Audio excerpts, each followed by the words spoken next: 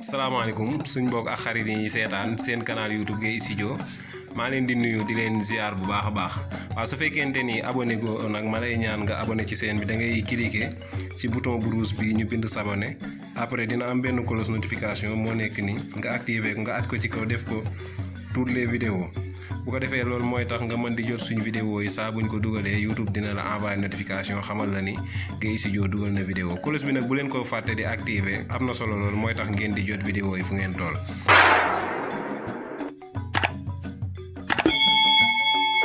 léegi vidéo tay bi nag li fi mu jëm mooy dama leen a bëgg a woon benn astuce bu am solo xam nga gis nga sama téléphone maa ngi ko téye ak ñaari loxo tey su ma soxlaa fii nii mën naa manipuler mais bu ma soxla woon ci kaw damay obligé téye téléphone bi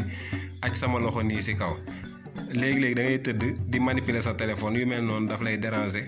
léegi nag ma bëgg leen a woon benn astuce boo xam ni boo ko activer ci téléphone bi ci paramétrage yi di nga mën réduire écran téléphone bi ba mu yam ba nga xamante ni sa loxo benn loxo bi di nga ko ci mën a manipuler ñu koy wax mode humain léegi nag ñu dem ma won leen loolu léegi kon dañuy dem paramètre boo duggee paramètre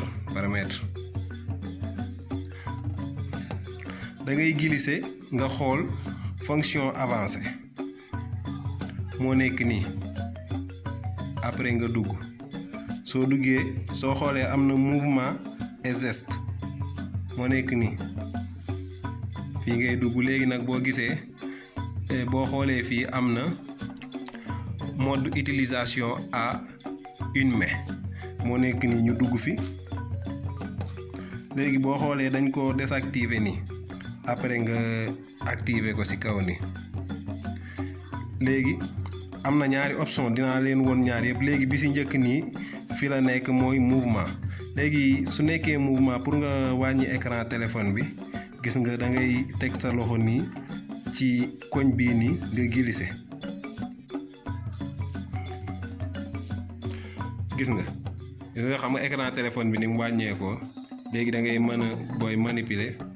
nga gis nga boo duggee ci menu bi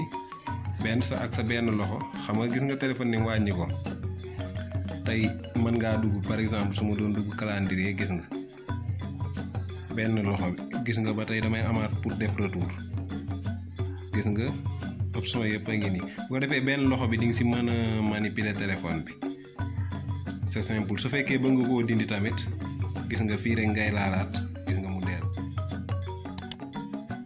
léegi nag deuxième option bi moom laa leen di woon boo xoolee ñu delluwaat fi ñu nekkoon mouvement et geste léegi gis nga deuxième option bi nag moom xam naa ñu bari dama leen di digal ñu def ko mooy gën a ñu activer ko mooy gën a neex a lijjanti parce que mooy touche bii nii ci digg bi moom ngay appuyer 3 fois comme léegi ma def ko mode bi bii moom moo gën a neex a activer mooy gis nga da ngay touche bii nii nekk ci digg bi 3 fois yu tegaloo nga koy appuyer rek gis nga mu am mode humain boo koy dindi gis nga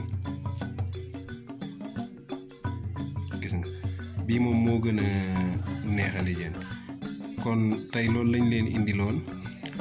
ma yaakaar ne tey vidéo bi dina leen neex su fekkee neex na leen bu leen fàttee abonné activer cloche notification bi bu ko defee ngeen di jot vidéo yi